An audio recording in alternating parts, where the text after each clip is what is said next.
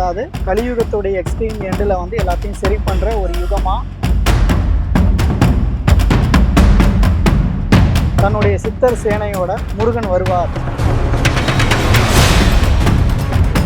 வல்லக்கோட்டை முருகன் கோயிலில் தியானம் பண்ணும்போது அவர் காட்சி கொடுத்த விதம்,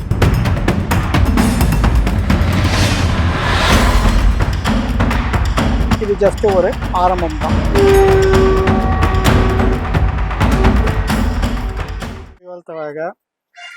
அனைவருக்கும் தமிழ் புத்தாண்டு நல்வாழ்த்துக்கள். நம்மளுடைய ஆலயத்துல முருகன் ஒரு 15 அடியில வந்து வைக்கிறோம். இது வந்து குரு சரணாலயத்தோட சேர்ந்து வர்றது. இப்போ எல்லா இடத்துலையும் பார்த்தீங்கன்னா முருகனுடைய ஃபோக்கஸ் வந்து ரொம்ப ஜாஸ்தி. நிறைய இடங்கள்ல வந்து முருகனோட ரொம்ப பிரம்மாண்டமா வைக்கிறாங்க.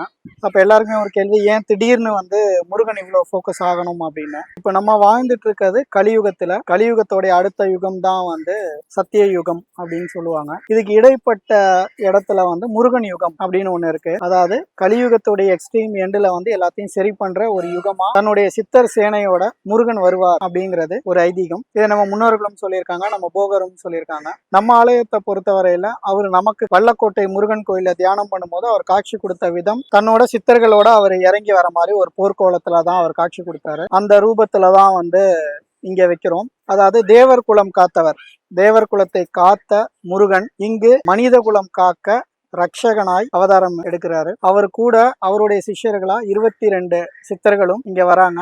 அந்த 22 சித்தர்களுடைய பீடமா இது வந்து குரு சரணாலயம் அப்படின்னு சொல்லப்படும்.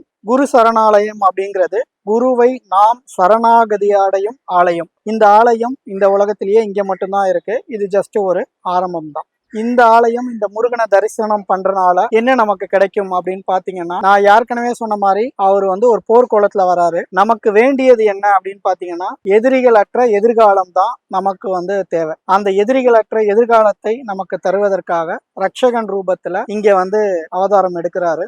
இவருடைய கும்பாபிஷேகம் அந்த பூர்த்தி நாள்லாம் பாத்தீங்கன்னா மே மாசம் 7ஆம் தேதி நடைபெறவிருக்கு. எல்லாரும் வரணும், வந்து கலந்துக்கணும்னு கேட்டுக்கிறேன். இந்த குரு பீடத்துல வந்து நம்ம 18 சித்தர்கள் கேள்விப்பட்டிருப்போம். ஆனா அவங்க காட்சி கொடுக்கும் போதே 22 சித்தர்களா கொடுத்தனால அந்த 22 சித்தர்களை பிரதிஷ்டை பண்ணி அவங்களுக்கான பூஜை புனஸ்காரங்கள் எல்லாம் பண்ணி அதோட முருகனையும் வந்து கொண்டு வரோம். இந்த முருகனுடைய ஸ்பெஷாலிட்டி என்ன அப்படிங்கிறத நம்ம அடுத்த வீடியோல வந்து பார்க்கலாம். நன்றி, வணக்கம், புய் வாழ்த்த வாழ்க.